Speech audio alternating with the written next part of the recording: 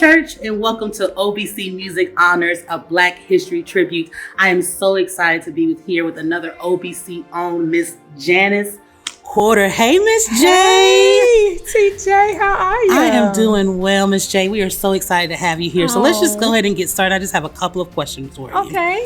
So I want you to tell us, who is Janice Porter? Well, I am a native of Nashville, Tennessee. I grew up in the Methodist church, and I started my singing, career there. I sang in the choir called the Allegro Chorus. And then at one time, I decided I might want to play the piano a little bit. So I played, and I tried to play a little bit. I played for the choir sometime, but I had a problem with playing the piano because when the songs got really fast, like up-tempo, I couldn't get the rhythm right. So. Okay. So I decided, okay, maybe I'm not cut out for this. So I just kind of finally slid it over to the side. Okay, so did you ever teach any voice lessons, piano lessons, or you just were a singer?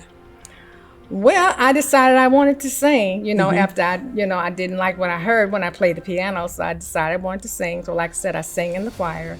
I grew up in the Methodist church. So they did kind of like what you would call reserve singing. They sang a lot of anthems and a lot of different kinds of music.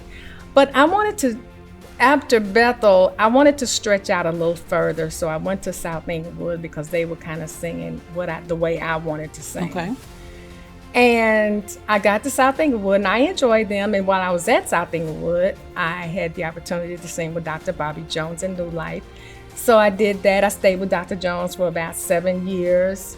And it was really an adventure. It was good to be with Beverly Crawford and the gospel greats, Francine Belcher, and that kind of thing. So I enjoyed that. I really did.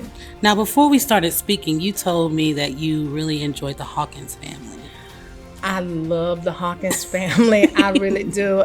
When I began to pay attention to them back in the day, I always liked the way singing to them was like an art to me. I mean, this the way they treated the precision, how they sang, how they blended.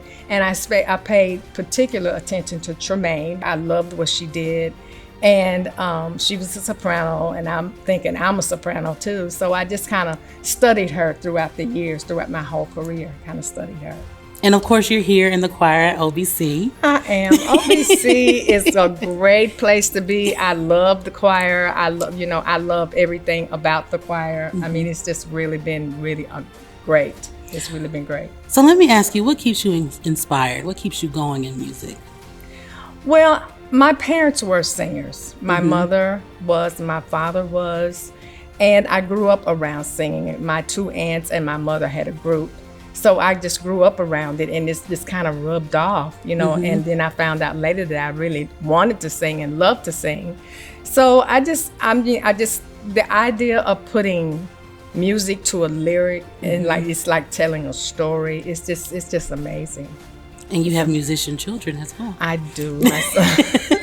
My son is a musician. My daughter sings as well. So I do. Yeah. Thank you, Miss J, for your time. Of course, guys, you can always see Miss J in the OBC choir. Yes. She's on their newest project. And that's all we have. Thank you so much. OBC Music Honors, a Black History Tribute.